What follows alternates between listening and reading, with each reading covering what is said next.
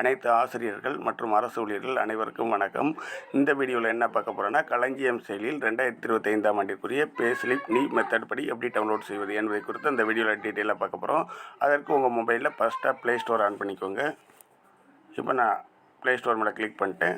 அடுத்தல search பாக்ஸில் நம்ம களஞ்சியம் அப்படிங்கிறத டைப் பண்ணிக்கோங்க. இப்போ களஞ்சியம் ஆப் ஃபஸ்ட்டாகவே கொடுத்துருக்காங்க, அது மேலே கிளிக் பண்ணிக்கிறேன். இதில் நீங்கள் என்ன மெயினாக கவனிக்கணும்னு பார்த்தீங்கன்னா, அப்டேட்டில் இருக்கா களஞ்சியம் செயலி அப்படிங்கிறத பார்த்துக்கோங்க. அப்டேட் பண்ண வேண்டியிருந்தால் பண்ணிக்கோங்க. நான் ஏற்கனவே இப்போ தான் அப்டேட் பண்ணியிருந்தேன். அப்டேட் பண்ண பிறகு ஓப்பன் அப்படின்னு ஒரு ஆப்ஷன் கொடுத்துருப்பாங்க, அது மேலே கிளிக் பண்ணுங்கள். அடுத்து நெக்ஸ்ட் பேஜ் ஓப்பன் ஆகிடுச்சு. இதில் என்டர் த பின் நம்பர் கேட்டிருக்காங்க. ஒவ்வொரு ஆசிரியர் மற்றும் அரசு ஊழியருக்குமே பின் நம்பர் கொடுத்துருப்பாங்க, அதை டைப் பண்ணிக்கோங்க. இப்போ எனக்குரிய பின் நம்பரை நான் டைப் பண்ணிட்டேன். டைப் பண்ணி முடித்தோடனே நெக்ஸ்ட் பேஜ் உங்களுக்கு ஓப்பன் ஆயிரும். இதில் தான் நமக்கு பே ஸ்லிப் டவுன்லோட் செய்ய போகிறோம்.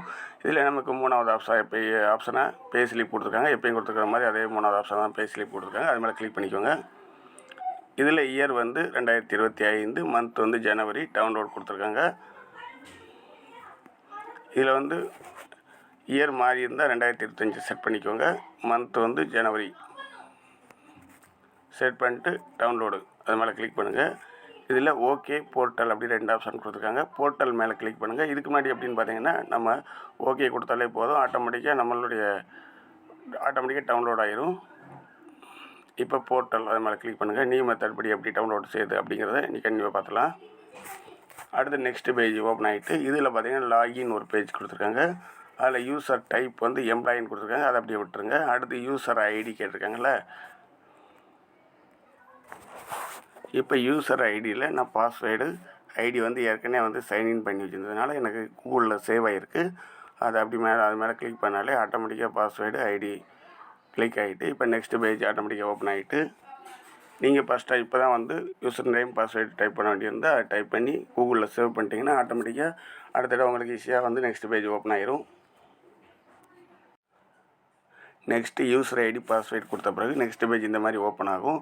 உங்களுக்கு பாஸ்வேர்டு ஒரு வேளை மறந்து போயிருந்தால் கம்ப்யூட்டர் சென்டரில் போய் உங்களுடைய பாஸ்வேர்டை ஃபர்கெட் பாஸ்வேர்டை கொடுத்து புதுசாக க்ரியேட் பண்ணிக்கலாம். அந்த பாஸ்வேர்டை ஏன் வச்சுக்கோங்க.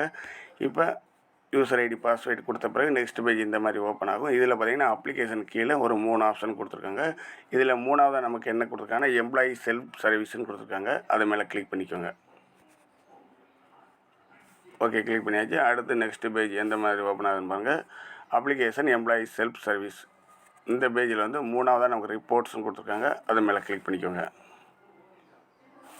ஓகே கொடுத்தாச்சு. அடுத்து application employee self service reports, அதுக்கு கீழே பார்த்தீங்கன்னா பே ஸ்லிப் செகண்ட் ஆப்ஷனாக கொடுத்துருக்காங்க, அது மேலே கிளிக் பண்ணிக்கோங்க.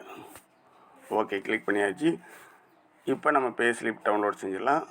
இதில் பார்த்தீங்கன்னா செலக்ட் இயர் கொடுத்துருக்காங்க. இயர் 2025 செலக்ட் பண்ணிக்கோங்க. செலக்ட் மந்த் ஜனவரி மட்டும் தான் கொடுத்துருப்பாங்க, அது மேலே கிளிக் பண்ணிக்கோங்க.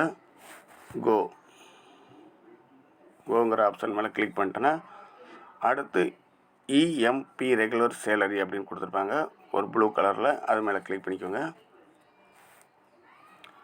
மேலே நமக்கு டாப்லே ஃபைல் டவுன்லோட் ஆனது தெரியும். அது மேலே ஓப்பன் ஒரு ஆப்ஷன் கொடுத்துருப்பாங்க, அது மேலே ஓப்பன் மேலே கொடுத்தீங்கன்னா ஆட்டோமேட்டிக்காக அந்த ஃபைல் சேவ் ஆயிரும். இதுக்கு முன்னாடி எப்படி நீங்கள் டவுன்லோட் பண்ணுவீங்களோ அதே மாதிரி தான் டவுன்லோட் பண்ணிட்டேன்னா ஆட்டோமேட்டிக்காக சேவ் ஆயிரும்.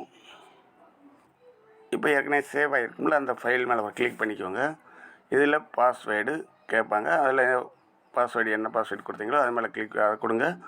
ஆட்டோமேட்டிக்காக உங்களுடைய பே ஸ்லிப்பை டவுன்லோட் பண்ணி எடுத்துக்கலாம்.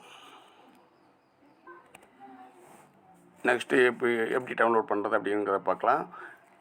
இதில் உங்கள் பாஸ்வேர்டை டைப் பண்ணிக்கோங்க. பாஸ்வேர்டு என்னன்னு பார்த்தீங்கன்னா டேட் ஆஃப் பர்த் தான். டேட் ஆஃப் பர்த்து கேப் இல்லாமல் அப்படியே கண்டினியூவாக டைப் பண்ணுங்கள்.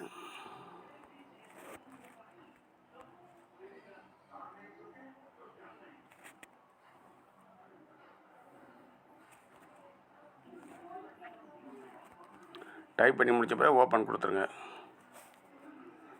டவுன்லோட் ஆகி வந்துருச்சு ஜனவரி மந்த்துக்குரிய பே ஸ்லிப். இந்த மெத்தடில் நீங்களும் டவுன்லோட் பண்ணி பாருங்கள். எப்படி பே ஸ்லிப் டவுன்லோட் பண்ணுவது என்பதை குறித்து இந்த வீடியோவில் டீட்டெயிலாக பார்த்துட்டோம். இந்த வீடியோ உங்களுக்கு யூஸ்ஃபுல்லாக இருந்தால் மற்றவங்களுக்கு ஷேர் பண்ணுங்கள். வீடியோ பிடிச்சிருந்தால் லைக் பண்ணுங்கள், சப்ஸ்கிரைப் பண்ணுங்கள். Thank you friends.